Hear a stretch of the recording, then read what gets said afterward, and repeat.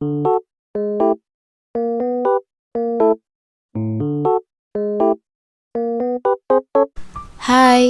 selamat pagi, siang, sore, dan malam buat kalian yang udah nonton video ini. Saya Fadila Haringtyas. Saya dari Fakultas Ekonomi, Prodi Manajemen tingkat 2 semester 3. Oke, langsung saja saya akan membahas tentang PT yang bergerak di bidang pembuatan kertas, produksi kertas, yaitu PT Pabrik Kertas Jiwi Kimia Tbk. Bahasan kita yang pertama yaitu tentang profil PT Pabrik Kertas Jiwi Kimia, yang di dalamnya terdapat sejarah, visi dan misi, produk, dan yang terakhir tuh ada strategi dan program pendukung serta kinerja perusahaan. Langsung saja kita ke sejarah PT ini. Pada tanggal 2 Oktober 1972, Bapak Eka Cipta Wijaya mendirikan PT Pabrik Kertas Jiwi Kimia, yang diambil dari nama Eka Cipta Wijaya, yaitu pada nama Ji pada Cipta dan Wi pada Wijaya. Dan untuk nama kimia diambil karena pada awal mulanya pabrik ini dikenal sebagai perusahaan chemical plant. Dan lokasi pabrik ini berada di Desa Keramat Tumomanggung, Kecamatan Tarik Sidoarjo, Jawa Timur. Pada awal mulanya pabrik ini hanya berjumlah 30 karyawan. Dan sekarang jumlah karyawan pabrik ini mencapai 13.500 karyawan. PT Pabrik Jiwi Kimia lebih dikenal sebagai produsen kertas, karena pada awalnya didirikan perusahaan ini merupakan sebuah chemical plant dengan produk perdana berupa larutan NaOH atau caustic soda liquid. Sejarah perkembangan PT Pabrik Kertas Jiwi Kimia ini dibagi menjadi beberapa tahapan. Tahapan yang pertama yaitu tahap pendirian dan perencanaan, mulai 1972 sampai 1977, yang dirintis dan didirikan oleh Presiden Komisaris Sinarmas Group yaitu Bapak Eka Cipta Wijaya. Tahap yang kedua yaitu tonggak awal perkembangan, mulai dari 1978 sampai 1986. Produksi kertas diawali dengan beroperasinya paper mesin nomor 1 dan 2 dengan kapasitas 12.000 ton per tahun. Dan pada tahun 1982, paper mesin nomor 3 dan 4 mulai beroperasi. Kapasitas produksinya dari 2 paper mesin ini mencapai 42 ton per tahunnya. Kemudian di tahun 1984, paper mesin nomor 5 dan 6 mulai beroperasi. Kapasitas produksi dari 2 paper mesin ini mencapai 22.500 ton per tahun.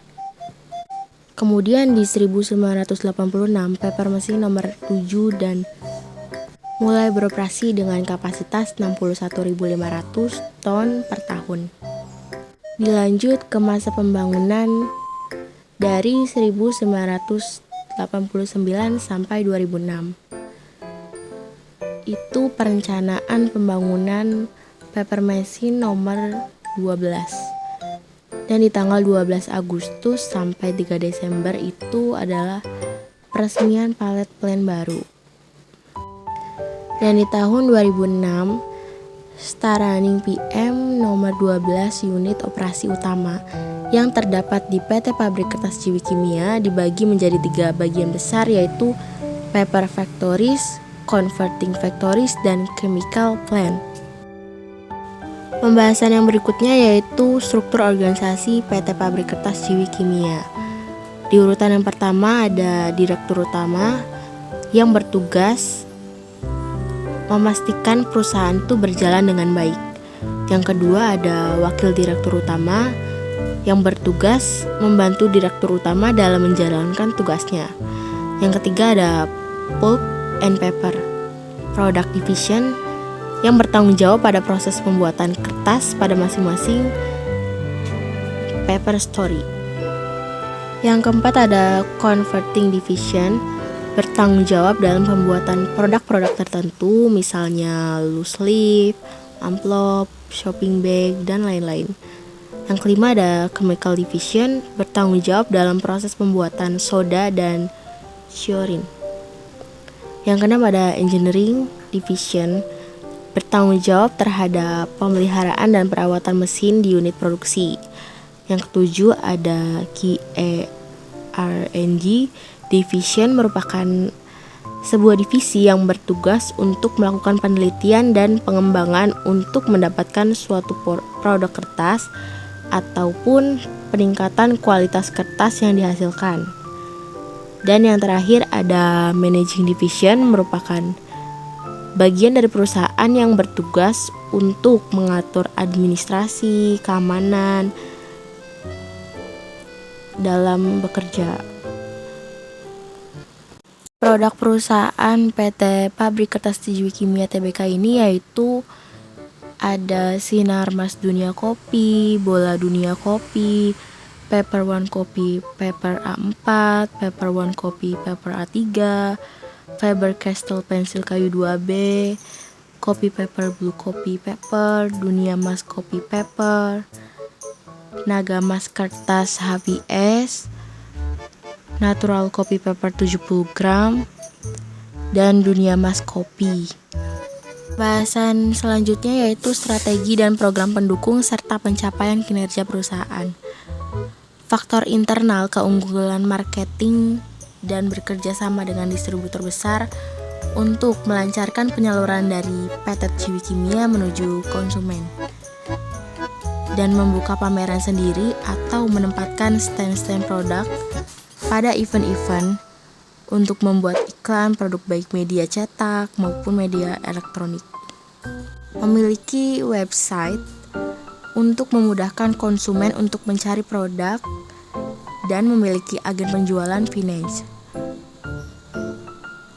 Dan yang terakhir ada menekan biaya cost production serendah-rendahnya sehingga mendapatkan margin sebesar mungkin. Dan selesai sudah pembahasan tentang profil perusahaan PT Ciwi Kimia Tbk ini. Yang kedua ada penerapan aktivitas bisnis internasional PT Pabrik Kertas Ciwi Kimia. Tren peluang potensi di pasar global, PT Ciwi Kimia merupakan produsen kertas terbesar di Asia Tenggara dengan market lebih dari 100 negara di dunia dan 5 benua. Dengan kategori Middle East, Afrika, USA, Kanada, LA, Korea, Nigeria, Jepang, dan Eropa. Pembahasan kita yang terakhir yaitu mengenai analisis SWOT pada PT Kertas Ciwi Kimia. Yang pertama ada strength. Brandnya sudah dikenal banyak orang atau dikenal khalayak ramai. Yang kedua, memiliki perusahaan yang khusus mengenai pendistribusian produk. Yang ketiga, memiliki fasilitas manufaktur kertas sendiri. Yang kedua ada weakness, minor produk, dan kurangnya kegiatan promosi. Yang ketiga ada opportunities, kebutuhan kertas akan selalu ada. Tidak ada batasan usia dalam penggunaan long sleeve, dan tersedia 60% pasar yang belum terjamah. Yang terakhir ada threats, banyaknya pesaing dalam produksi jenis, banyaknya substitusi produk, dan adanya private label di modern market.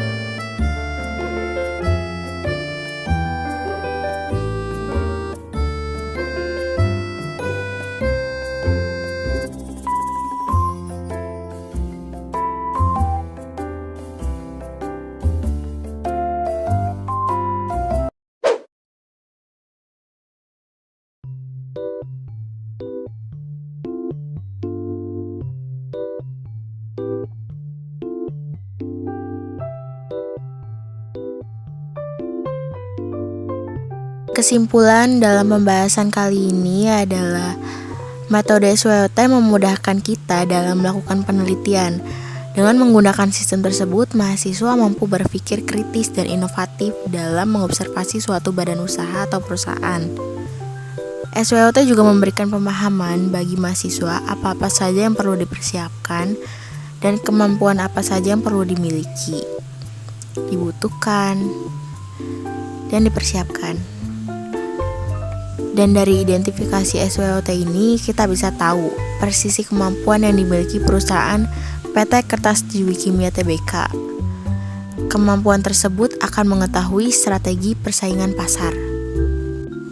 Dan saran dari saya diharapkan kedepannya suatu badan usaha bisa lebih memonitor di lingkungan perusahaannya menggunakan metode SWOT ini. Namun, metode SWOT ini hanya dapat membantu menganalisa situasi yang sedang dihadapi oleh suatu badan usaha atau organisasi. Tetapi metode ini dapat meminimalisir persoalan yang ada dengan menguranginya menjadi beberapa bagian yang sederhana. Terima kasih sudah meluangkan waktunya untuk menonton video ini. Bye.